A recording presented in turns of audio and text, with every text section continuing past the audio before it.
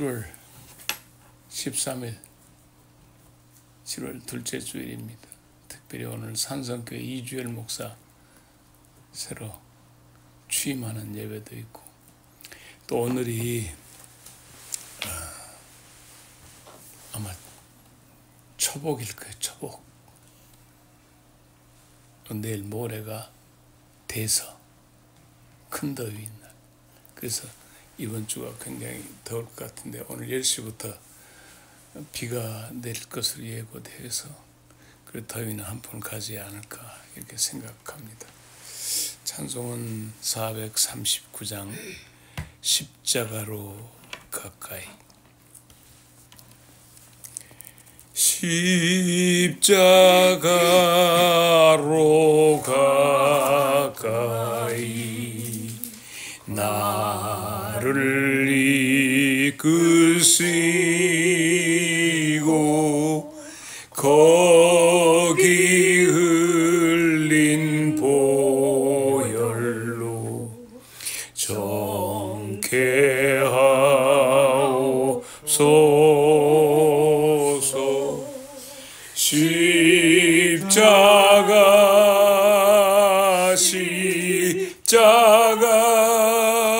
무한 영광일세. 요단 강을 건너 영원한 시건네. 십자가에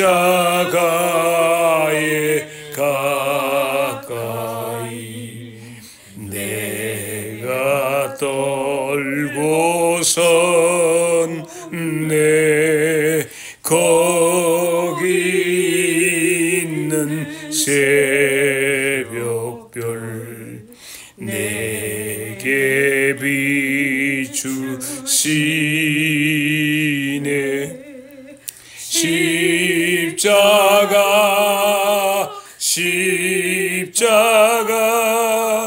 무한 영광일세. 요단강을 건넌 후 영원한 시건. 2절까지만. 우리는 지난 주 계속 하면서 인물 중심으로 말씀을 생각했어요. 이사갈, 그리고 호렙산에서의 가시떨기의 모세, 그리고 종려나무라는 뜻을 가진 다말. 그런데 오늘 말씀은 내가 가장 좋아하는, 성경의 어느 구절이 싫고 좋고가 있겠습니까마는 내가 제일 좋아하는 갈라디아서 2장 20절 말씀을 오늘 아침에 묵상을 해보았습니다. 그래서 이 말씀을 한번 같이 우리 가족 식구들과 말씀을 생각해 보려고 합니다. 갈라디아서 2장 20절. 내가 그리스도와 함께 십자가에 못 박혔나니 그런즉 이제는 내가 사는 것이 아니요 오직 내 안에 그리스도께서 사시는 것이라. 이제 내가 육체 가운데 사는 것은 나를 사랑하사 나를 위하여 자기 자신을 버리신 하나님의 아들을 믿는 믿음 안에서 사는 것이라. 아멘. 내가 예수님과 함께 십자가에 못 박힌다는 것에 대한 의미, 그리고 지금 나는 나로 사는 것이 아닌 나의 생명감, 내가 존재감, 이것은 예수님 안에서 내가 오늘 살아있다라고 하는 존재감을 느낀다는 것. 그래서 내가 육체적인 감각으로 사는 것이 아니라 나를 사랑해서 죽으신 하나님의 아들을 믿는 그 믿음 안에서 내가 살아있음을 말하는 것이 오늘 갈라디아서 2장 20절입니다. 언제부턴가 이 말씀이 내 가슴에 이렇게 안겨온 뒤로 말씀이 떠나지 않아서 어쩌면 나라고 하는 생명의 존재는 이 말씀으로 해석하고 풀어야 하지 않을까, 이런 생각을 해보면서 오늘은 십자가를 통과한 인생의 5가지의 특징에 대해서 생각을 해보려고 합니다. 인간이라고 하는 나 자신의 그 존재의식은 어디서 나올까를 생각해 봤어요. 그런데 대개가 보면 비교 우위에 의해서 우월감을 갖고, 비교적인 비하에 의해서 열등의식도 갖고, 루저냐 위너냐 이런 것들이 결정되는 것을 봅니다. 좀 해반다간 얼굴 가졌다고 그렇게 얼굴값을 하는 것, 또 사람의 눈길을 끌어모을 수 있는 몸매를 지녔다고 몸매를 단속하고 몸매를 자랑하는 것, 또 부러운 듯 가지고 있는 재능과 또 재산과 또 가지고 있는 명예와 권력, 이런 것. 어떤 사람이 그 우스꽝스럽게 비유를 했던 것이 있어요. 행글라이더를 타고 관악산에서 비행을 하기 시작했어요. 그래서 아래서 무전으로 무엇이 보이는가 하고 물어보니까 관악산에서 쭉 나르면서 아래 많은 사람들과 마을이 보입니다. 좀 더 올라가 봐라. 좀 더 오르고, 무엇이 보이는가? 청와대가 보입니다. 오케이. 좀 더 올라가 봐라. 무엇이 보이는가? 아무것도 안 보입니다. 어떻게 보면 우리 인생의 어떤 천상천하 유아독존의 자존감을 갖는 그런 모습이 아닌가 생각도 해봅니다. 나락으로 떨어진 어느 대통령이 지금 독방에 갇혀서 굉장히 더운 여름을 보내는데, 이 여름나기가 무척 버거울 것이다 생각이 되어집니다. 그러면 우리들에게 있은 자존심과 교만, 어떤 차이가 있을까?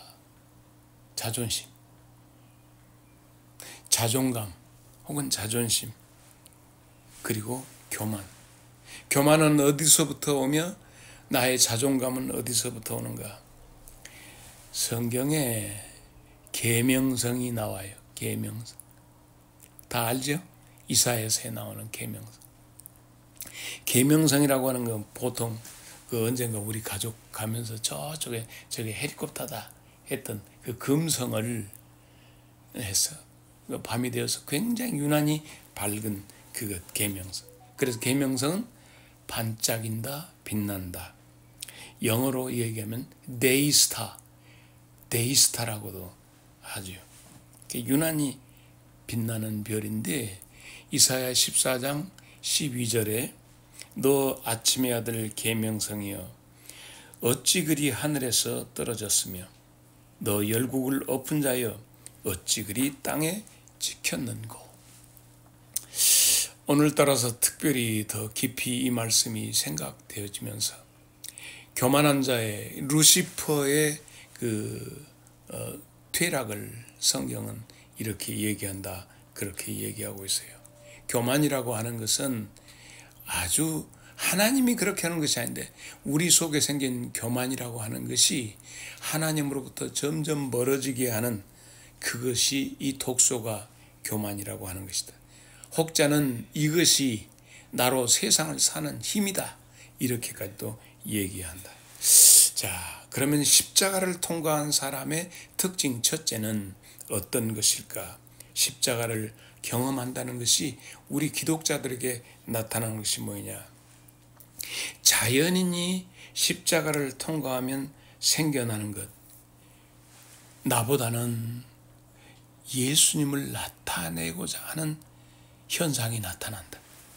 그러므로 지금까지 나는 나를 다른 사람 앞에서 드러내므로 나의 우월성, 비교 우위를 얘기했는데, 십자가를 통과하고 난 후부터는 나를 드러내는 것이 아니라 그리스도를 나타내 보이려고 한다. 지금까지는 나의 만족을 위해서 살았는데 어느 순간으로부터 그리스도를 나타내 보이고자 하는 욕망이 어찌 그리 큰지, 그리고 먹고 마시고 먹든지 마시든지 이제 내가 살아도 주 위에 살고 이제 내가 죽어도 주 위에 죽네, 이런 거. 이것을 우리는 보통 섬김이라고 얘기합니다. 다른 사람이 볼 때 섬김의 사람은 겸손하게 보입니다. 나를 드러내지 않고 예수 그리스도를 나타내 보이기 위해서 먹든지 마시든지 무엇을 하든지.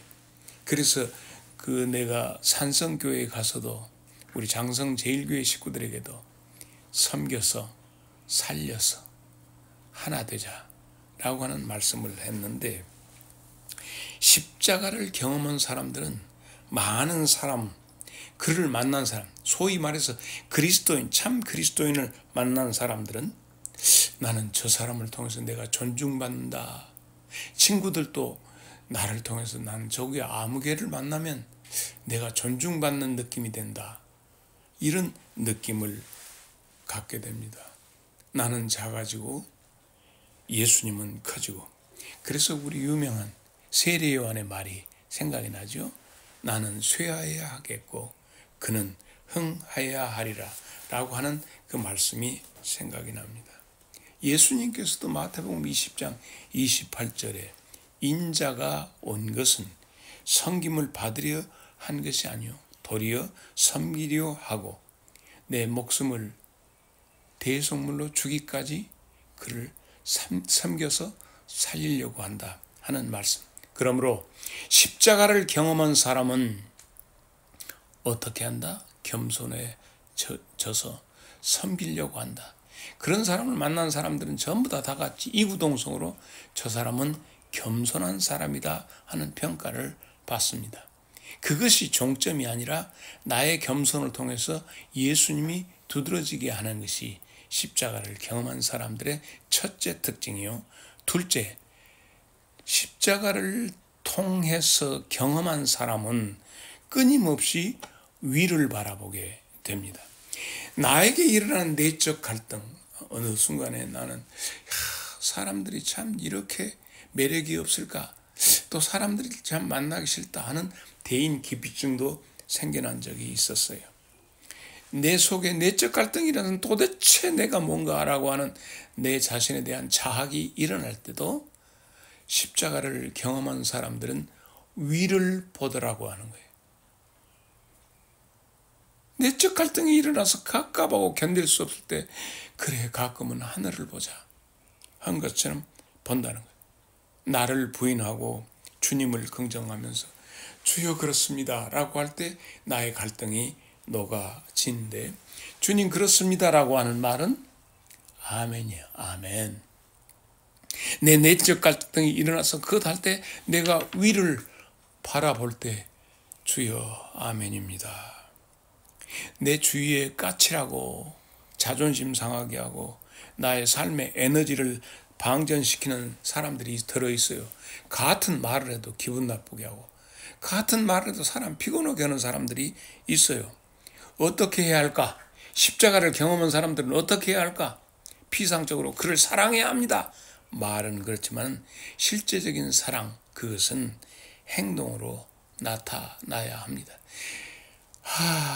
70년을 넘게 살아오면서 삶을 방전시키는 사람이 멀리도 있고 가까이도 있고 주변에도 얼마든지 있는데, 아무 대가 없이 십자가를 짊어지신 예수님 위를 바라보면서 스데반 집사가 위를 바라보면서 보라 보좌 우편에 앉으신 예수님 보도다 할 때 스데반이 어떤 기도했죠?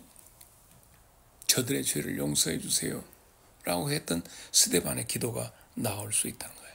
가정에서도 당연하게 우리는 서로 가족 구성원들끼리 사랑해야 한다.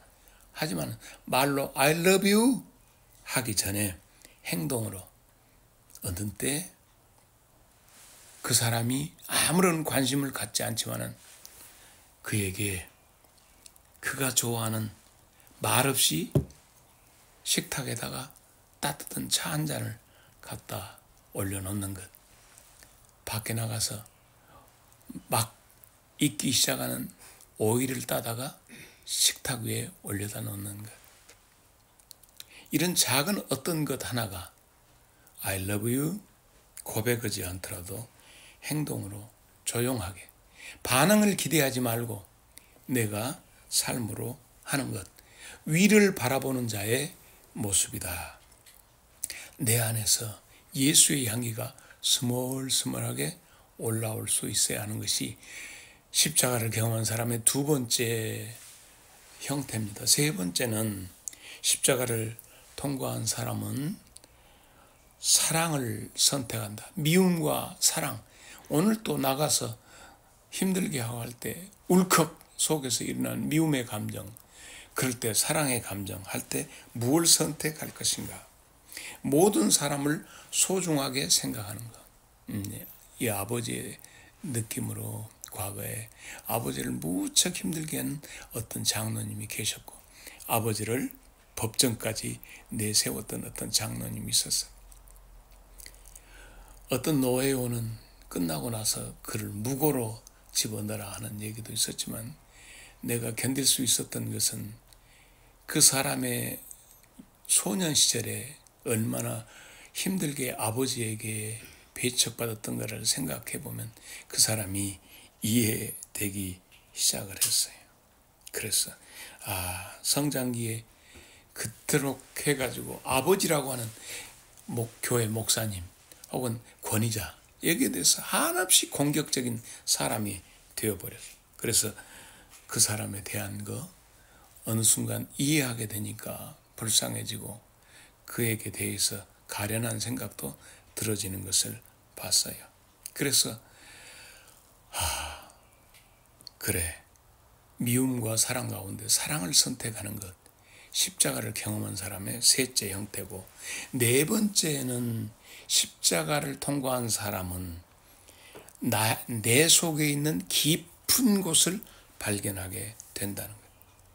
그래서 그 속에 보다 깊은 세계, 그 깊은, 내가 갈등이 일어날 때는 위를 바라봤지만은 한순간 조용히 내 자신을 들여다볼 때는 내 속에 내면의 깊은 곳을 향하여 간다. 이것은 고린도전서 2장 10절에 말씀이 있지요. 하나님의 성령은 하나님의 깊으신 곳까지라도 통달해서 나로 하나님의 깊은 세계를 발견하게 한다. 오늘은 주일입니다. 주일에서 각 목사님들이 강단에서 말씀을 선포하지요. 그 말씀을 피상적으로 듣는 것이 아니라 그 말씀 속에 있는 그 깊은 세계에 들어갈 수 있는 그것. 내 영혼의 그 깊은 데서 맑은 가락이 흘러나네 하는 찬송가 412장의 말씀처럼 또 예수님께서 깊은 곳에 그물을 내려라 한 것처럼 오늘 내 자신의 영성을 위해서 내 마음의 밭, 나의 깊은 곳을 들여다보는 것이다 하는 것이 네 번째 특징이고 오늘 말씀의 마지막은 십자가를 경험한 사람은 고통에 대한 해석이 달라진다. 우리 아들도 우리 자녀들도 모두 다 고통과 고난의 길을 걷고 있습니다. 그래서 고통과 고난을 피하지 않아야 돼요. 도망가지도 말아야 돼. 고난과 고통 이것은 버림되는 것이 아니라 한때는 엄마가 아팠을 때 하나님 왜 그러십니까? 하고 하나님께 물었던 적이 있어. 그런데 결국 그것은 버림이 아니라 하나님의 일하심을 깨닫게 하는 것이었다. 넘어질 때 결코 넘어지면 넘어지는 거예요. 넘어질 때 절대 포기하지 않는 것.